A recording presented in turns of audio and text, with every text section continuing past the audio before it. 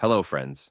Today I will tell you about a dramatic story, a confrontation between pride and composure, between dangers and true strength. It's the story of Mike Tyson, the boxing legend, and an arrogant young man named Amethyst, who can't choose the wrong opponent to dance with. On a dimly lit street shrouded in the quiet of a chilly evening, Amethyst and his group of friends stood near a flickering street lamp, their laughter and loud banter cutting through the stillness like an unwelcome interruption. Amethyst, the self-proclaimed leader, thrived on his reputation for intimidation. His sharp eyes scanned the street, looking for any opportunity to assert his dominance. That's when he saw him, Mike Tyson, the legendary boxer, walking with a calm, unbothered demeanor down the empty street. Tyson's towering figure moved steadily, his presence commanding without effort. The soft glow of the streetlights barely lit his face, but it was unmistakable. Amethyst squinted, recognizing the man almost immediately, and a wicked grin spread across his face. Well, well, what do we have here?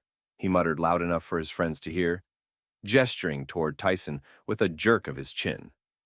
His voice dripped with mockery as he shouted, "Hey, big guy! What brings you to my street?" The gang erupted into laughter, their voices echoing unnervingly in the silent street. Tyson, however, remained unfazed. His steps were steady, his gaze forward, as though the insults and jeers were nothing more than background noise. His calm composure only fueled Amethyst's desire to provoke him. "Oh, so he's going to pretend we're not here?" Amethyst sneered, taking a step forward. "What's the matter, champ? Too scared to say something?" The flickering streetlights cast eerie shadows around the gang as they moved closer, their rowdy voices filling the air. But Tyson's silence was deafening. His refusal to engage wasn't weakness, it was control, the kind born from years of discipline and countless encounters with provocateurs like Amethyst. Yet, for someone like Amethyst, who thrived on intimidation, the lack of reaction felt like a challenge. Unwilling to let the moment slip, Amethyst raised his voice, his tone laced with venom. "What's wrong, Tyson? Cat got your tongue? Or are you just past your prime?" His friends roared with laughter, their taunts growing louder. The gang leader took another step toward Tyson, closing the distance between them. The air seemed to grow heavier, a subtle shift that sent an unsettling ripple through the street. Despite the growing tension, Tyson maintained his pace, his expression calm and unreadable. His silence seemed to hang in the air like a warning, unspoken yet palpable. But Amethyst, too blinded by his own arrogance, ignored the unease creeping into the atmosphere. Determined to elicit a reaction, he shouted, "Hey, I'm talking to you, tough guy. Don't think those muscles are enough to scare me." The gang erupted into another round of jeers, but some of their laughter faltered as they noticed something odd. The wind, which had been softly blowing moments earlier, had stopped. The streetlights flickered more erratically, casting shifting shadows that seemed almost alive. One of the gang members hesitated, glancing around nervously. "This feels off," he muttered, but his words were drowned out by Amethyst's booming voice. "Come on, Tyson. Let's see if you're as tough as everyone says you are," Amethyst shouted, his bravado reaching its peak as he blocked Tyson's path. Tyson finally stopped, his calm gaze lifting to meet Amethyst's. The moment stretched, the street falling eerily silent. The gang fell quiet too, their earlier confidence replaced with an unease they couldn't quite name. The tension was almost tangible, as though the air itself was bracing for what was to come. Amethyst, undeterred, smirked and jabbed a finger at Tyson's chest. "You think you're too good for us? Prove it!" But as his finger touched Tyson, the streetlights flickered one last time before plunging into darkness for a split second. When the lights returned, Tyson hadn't moved, his unyielding presence more imposing than ever. Amethyst's smirk faltered, a flicker of doubt crossing his face. The crowd that had begun to gather at a distance watched in silence, their breath held as they sensed the shift in power. Amethyst had pushed too far, and the calm, quiet force that was Mike Tyson was about to remind him, and everyone else, that true strength lies not in arrogance, but in control. Amethyst stood his ground, his confidence swelling with every jeer he threw at Mike Tyson. The gang leader had spent his life intimidating others, and tonight he was determined to make the legendary boxer his next victim. Tyson, however, continued his steady walk down the dimly lit street, his calm demeanor unshaken. His silence was unnerving, a stark contrast to the loud, taunting energy radiating from Amethyst and his gang. "Hey, Tyson!" Amethyst bellowed, his voice cutting through the quiet night. "What's the matter? Too scared to look at me?" His words dripped with mockery as he took a step closer, emboldened by the laughter of his friends. The gang erupted into cheers, their voices bouncing off the empty walls of the street, amplifying the tension. But Tyson didn't respond. His pace didn't falter, and his gaze didn't shift. It was as if Amethyst didn't exist. The lack of reaction only fueled Amethyst's frustration. He wasn't used to being ignored, especially not by someone he was so desperately trying to provoke. "What's wrong, champ? Too old to keep up?" Amethyst sneered, taking another step forward. The gang roared again, but a faint unease began to creep into their laughter. Tyson's calm, unshakable presence was starting to feel less like indifference and more like a warning. Amethyst's pride refused to let him back down. He moved closer, now standing directly in Tyson's path. "I'm talking to you," he shouted, his voice laced with irritation and desperation. "Are you deaf? Or are you just a coward?" Tyson's footsteps finally came to a halt. The crowd that had started gathering fell silent, sensing the shift in energy. For the first time, Tyson turned his head slightly, his calm, piercing gaze meeting Amethyst's. For a moment, Amethyst faltered. Tyson's eyes weren't angry. They were calculating, almost clinical, like a predator assessing its prey. A chill ran down Amethyst's spine, but he quickly masked it with a forced smirk. "So, you do hear me?" he said, his voice trying to regain its earlier bravado. "Good. Maybe now we can have some fun." The streetlights flickered ominously, casting shifting shadows over the scene. One of Amethyst's friends glanced around nervously, muttering, "Something feels off." But Amethyst ignored him. He had Tyson's attention now, and he wasn't about to let it go. "You think you're untouchable, don't you?" Amethyst sneered, stepping closer until he was mere inches from Tyson. "You're nothing but a washed-up has-been. Let's see if you're as tough as the stories say." He jabbed a finger at Tyson's chest, his touch aggressive and challenging. The crowd gasped, the tension in the air thick enough to cut with a knife. Tyson didn't move. He didn't flinch. He simply stood there, his gaze locked on Amethyst with a focus that was almost unbearable. Amethyst's forced smirk began to waver. The street seemed to grow quieter, the weight of the moment pressing down on everyone present. "Say something, Tyson," Amethyst shouted, his voice cracking slightly as he tried to reassert control. But Tyson remained silent, his calm demeanor now exuding an undeniable sense of power. His stillness wasn't weakness. It was control, honed through years of discipline and countless encounters with men who thought they could intimidate him. The gang leader took a step back, his confidence starting to waver. "What's the matter?" he tried again, though his voice lacked its earlier conviction. "You too scared to fight back?" The flickering streetlights cast an eerie glow over Tyson's face as he finally spoke, his voice low and steady. "Be careful what you wish for," he said, his tone carrying the weight of experience and authority. Amethyst's smirk disappeared entirely, replaced by a flicker of doubt. The crowd held their breath, waiting for what would happen next, as the confrontation teetered on the edge of eruption. The street had gone eerily silent as Mike Tyson stood motionless, his piercing gaze locked on Amethyst. The gang leader, who had thrived on intimidation and mockery, now faced a quiet, unyielding force that seemed impossible to rattle. Despite the growing unease rippling through his gang and the crowd, Amethyst forced himself to press on. He couldn't back down now, not after putting on such a show. His pride wouldn't allow it. "You think you're tough because you're quiet?" Amethyst sneered, his voice growing louder to mask his own insecurities. "Come on, champ. Let's see if you still got it." He stepped closer, his smirk faltering as he realized Tyson hadn't moved a muscle.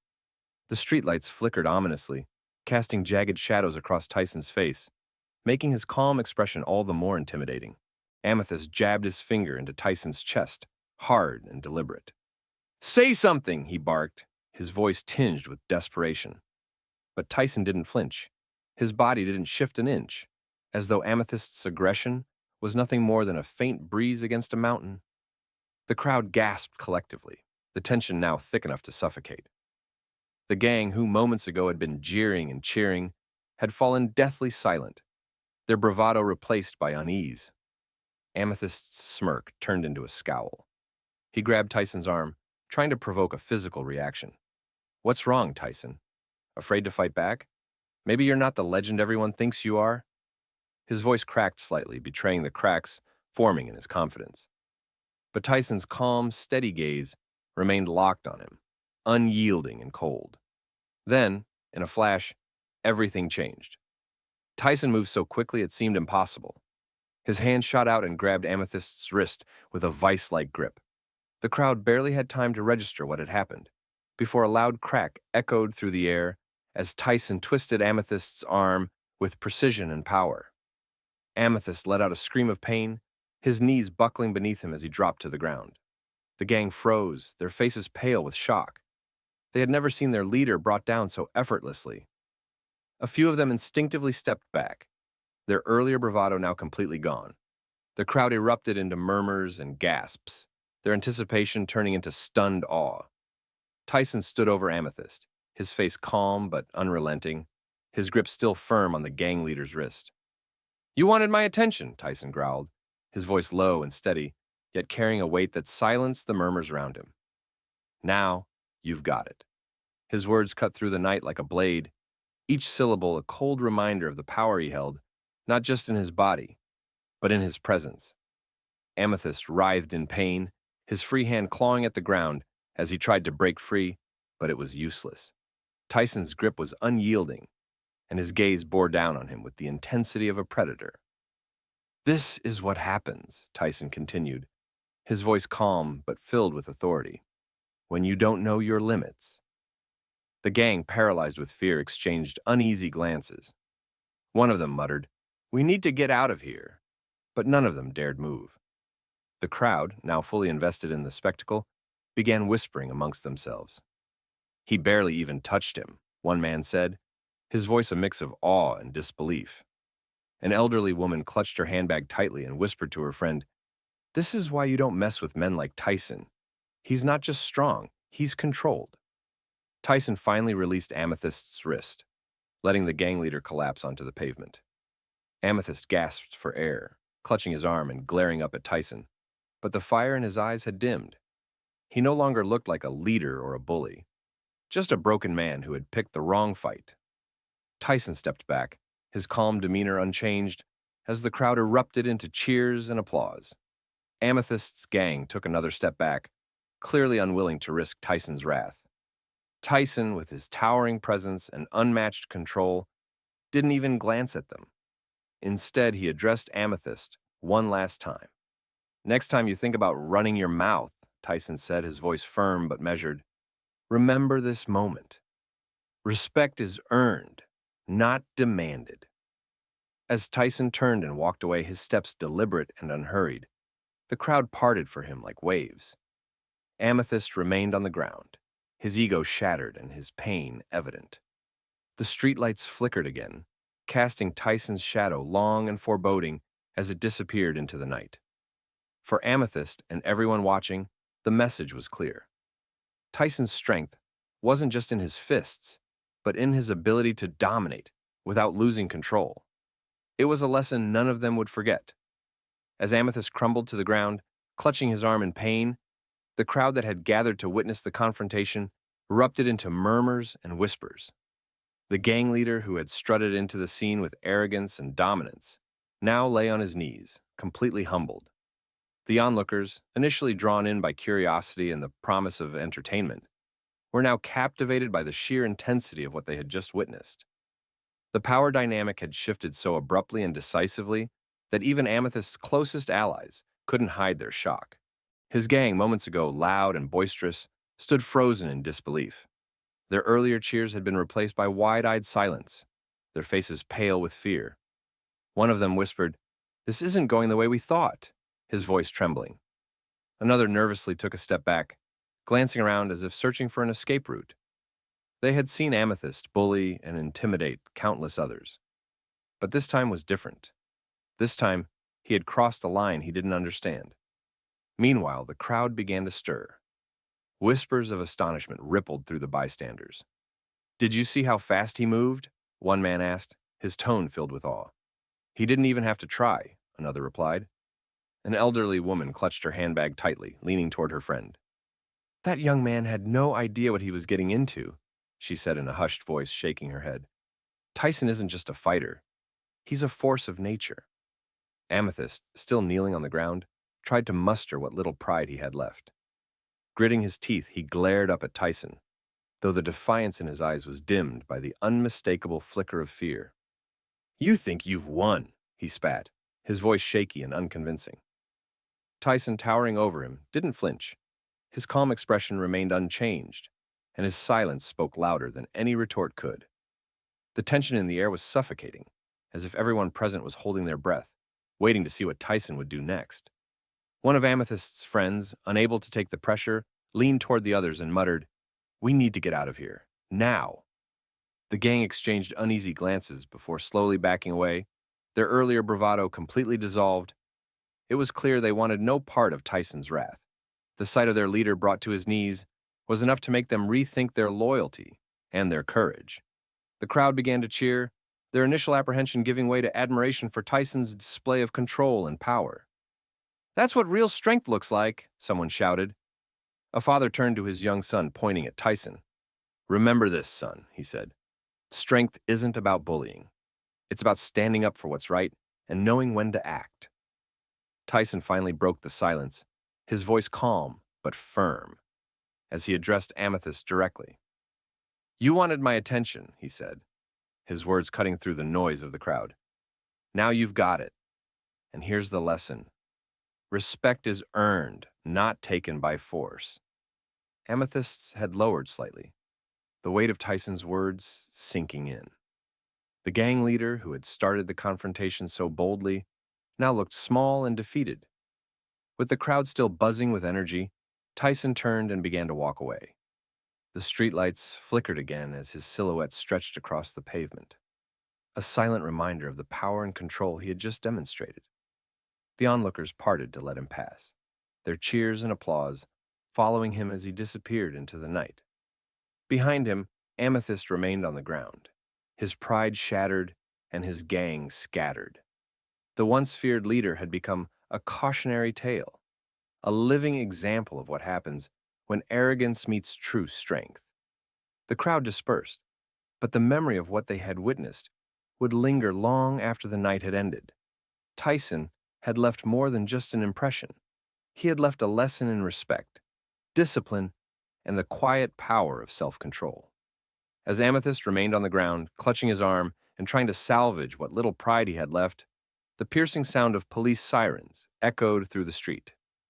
The flashing red and blue lights illuminated the scene, casting long, distorted shadows across the pavement.